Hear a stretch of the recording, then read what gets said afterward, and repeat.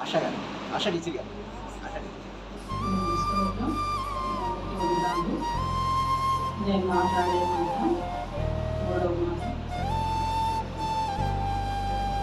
తల్లితో నిజంగా చెప్పిన మాట ఏంటంటే శిష్యుల మధ్య కలిసి చెప్తున్నాడు, అమ్మాయి ఇదిగో నీ తల్లి, ఇదిగో నీ కుమారుడని మూడవ మాట చెప్తున్నాడు. ఈ మాట కోసం చిన్న ప్రార్థన చేస్తున్నాను. కళ్ళు తీసుకొని దయచేసి.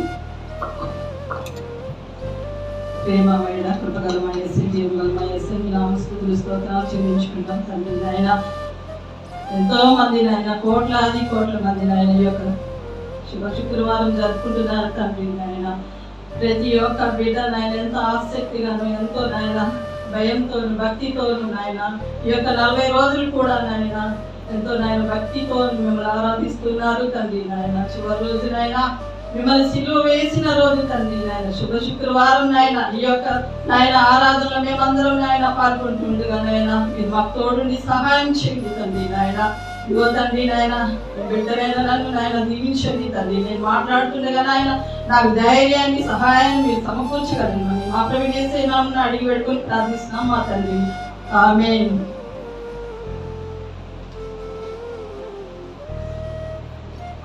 మూడో మాట ఏంటంటే యోహాను సువార్త 19వ అధ్యాయం 25-27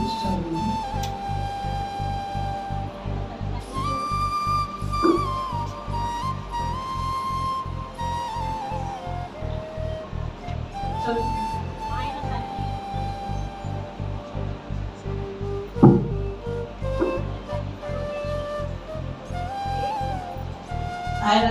ఆయన తల్లి సహోదరి అయిన క్లోపా భార్య అయిన మరియు మగ్దలేని మరియు యేసు శిలువ ఎందుకు నిలబడుతుంది. యేసు తన తల్లియో తన ప్రేమించిన శిష్యుల దగ్గరగా చూచి అమ్మా ఇదిగో నీ కుమారుడు అని తన తల్లితో చెప్పాను. తరువాత శిష్యులు చూచి ఇదిగో నీ తల్లి అని చెప్పాను. ఆ గడియ నుండి ఆ శిష్యులు ఆమెను తన ఇంట చేర్చుకొని. చూడండి యేసు ఎంత ప్రేమగా తల్లిని ఎంత శ్రద్ధగా చూసుకున్నారో. నిజంగా ఈ రోజుల్లో తల్లిదండ్రులు చూసుకునే వాళ్ళు చాలా తక్కువ. దేవుడు విడవక ఎంతో శ్రద్ధగా ఎంతో ప్రేమగా తల్లిని పిలిచి అమ్మ నీ కుమారుడు అని ఎంత బాగా చెప్తున్నాడంటే దీన్ని బట్టి మనం కూడా తల్లిని తండ్రిని సన్మానించడం నేర్చుకోవాలి. ఎప్పుడన్నారు సిలువ వేయబడిన సమయంలో దేవుడు ఈ మాటలు పలికి ఉన్నాడు. అనేక మాటలు మాట్లాడి ఉన్నారు. అది కొద్ది మాటలు, అవి కూడా 7 మాటలు మాట్లాడి ఉన్నారు. ఎక్కువ మాట్లాడలేదు. ఫస్ట్ మాట మాట్లాడిన సోదరులు క్షమించమని మాట్లాడి ఉన్నారు. నేడు నీవు నాతో కూడా పరదేశంలో ఉందని మాట్లాడి ఉన్నారు. మూడో మాటగా నేను ఇదిగో తండ్రి ఈ కుమారుడు అని తన శిష్యుల తల్లిని చూపించి అన్నారు అన్నమాట. నిజంగా ఎంత భయంకరమైన రోజుల్లో మనం ఉంటున్నామో ఈ ఎంతంటే అది ఎండాకాలం బాగా బలమైన ఎండ. ఆ ఎండలో మనం ఎవరు బయటకు రాలేము. ఆ టైంలో దేవుడిని సిలువ వేసి ఉన్నారు. మధ్యాహ్నం 3 గంటల సమయంలో కపాల స్థలం అనే చోట్లో వెళ్ళి అక్కడ గోల్గోతా అనే స్థలం ఉందన్నమాట. ఆ స్థలంలో యేసుని సిలువ వేసి ఉన్నారు. మండుటి ఎండలో. మండుటి ఎండ అంటే అసలు ఎంత భయంకరమైన ఎండ అంటే ఆ ఎండలో యేసయ్య మంచి మాటలు మన జీవితానికి సంబంధించినవి. అంతేకాకుండా ఇంకా యెషయా గ్రంథంలో నుంచి యెషయా గ్రంథం 6వ అధ్యాయం చదవండి. పిల్లలారా ప్రభువునందు మీ తల్లిదండ్రులు విధేయులై ఇది ధర్మమే. మీకు మేలు కలుగునట్లు నీ తండ్రిని తల్లిని సన్మానించు, అప్పుడు నీవు భూమి మీద దీర్ఘాయుష్మంతుడు అవుదువు. నిజంగా ఎంత మాటలు తల్లిదండ్రుల గురించి ఉండదన్నమాట. మనము తల్లిదండ్రులు ఎంతగా ప్రేమిస్తామో ఆ విధంగానే మనం ఎవరినైతే ప్రేమిస్తామో మన బిడ్డల్ని బాగా ప్రేమిస్తూ ఉంటాం. ముఖ్యంగా మనం ఏంటంటే మన బిడ్డలంటే మన రక్త సంబంధం, మన రక్తంతో పాలు పంచుకొని పుట్టిన బిడ్డలు కాబట్టి మనం ఎంతగా ప్రేమిస్తాము. మనం ఎవరినైతే బాగా ప్రేమిస్తామో మన బిడ్డల కంటే కూడా బయట వారిని ప్రేమించాలి. దేవుడు వాక్యం సెలవిస్తుంది, నిన్ను వారే నీ పొరుగు వారిని ప్రేమించమని అన్నారు. అటువలే దేవుడు కూడా నిజంగానే తన తల్లిని ఎంతగానో ప్రేమిస్తున్నాడు. అంటే నా బాధ్యత అయిపోయింది, ఇంకా మీరు చూసుకోవాలనేసి దేవుడు వాళ్ళకి అప్పగించి ఉన్నాడు అనమాట. అలాగే ఇంకా కీర్తనలు 103వ కీర్తన 9వ అధ్యాయం.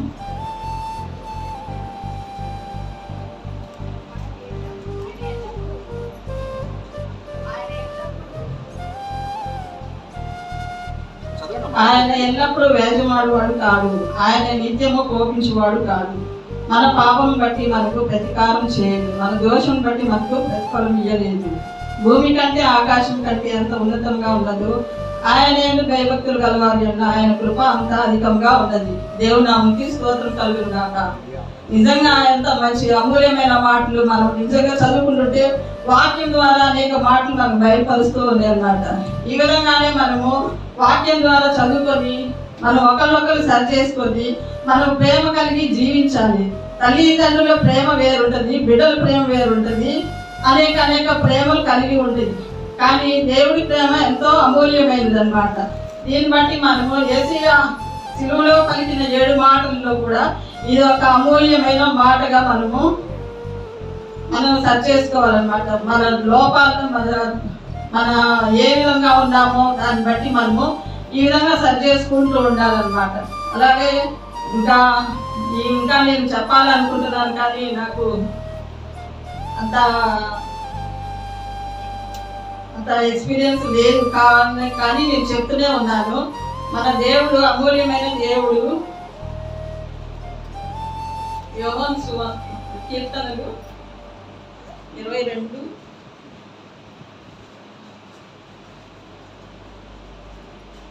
9 చదవండి.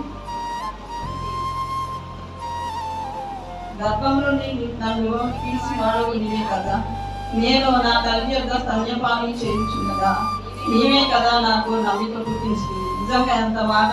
అసలు గర్భం నుండే నీవు నన్ను ఏర్పరచుకొని ఉన్నావు. మన పుట్టుకతోనే మనకి దేవుడు ఈ విధంగా పుట్టాలి అనేసి ముందుగానే మనల్ని ఏర్పాటు చేసుకుని ఉన్నాడు అన్నమాట. నా దేవా నన్నేలా నీవు విడనాడితివి, నన్ను రక్షిపక నా ఆర్తధ్వని వినక నీవేళ దూరంగా ఉన్నావు. నిజంగా ఇది కూడా శిలువలో పలికిన మాట అన్నమాట.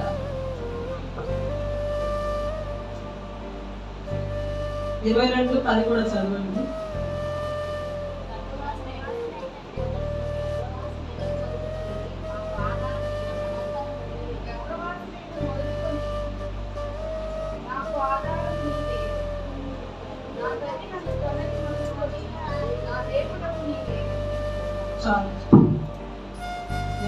నిజంగా ఆ గర్భవాసి అని అన్నప్పుడు ఆ గర్భంతో ఉన్న తల్లికే తెలుస్తుంది ఆ బాధ అన్నది. నిజంగా ఆ విధంగా కుమారుడైన యేసయ్య తల్లిని ఎంతగా ప్రేమిస్తున్నాడో ఈ విధంగా శిలువ ద్వారా పలికిన మాటలలో ఇదిగో నీ తల్లి అనేసి తన శిష్యులు తల్లిని అప్పచెప్పినాడు.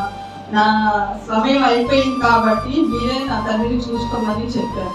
అలాగే మనం ఒకరు కూడా ఆ విధంగా సరి చేసుకొని మన హృదయాల్లో ఈ విధంగా దేవుడిని జ్ఞాపకం చేసుకున్న ప్రతి నిత్యంలో కూడా మనం దేవుడిని స్మరిస్తూ ఇంకా అనేక మరి ఈ విధంగా మాట్లాడాలని ప్రతి ఒక్కరు కూడా ధైర్యంతో బలంగాను శక్తిగా ఆత్మతో మాట్లాడాలని ప్రతి ఒక్కరికి విన్నపం చేస్తున్నాను. దేవుడి కొద్ది మాటలు దీవించిన గాక.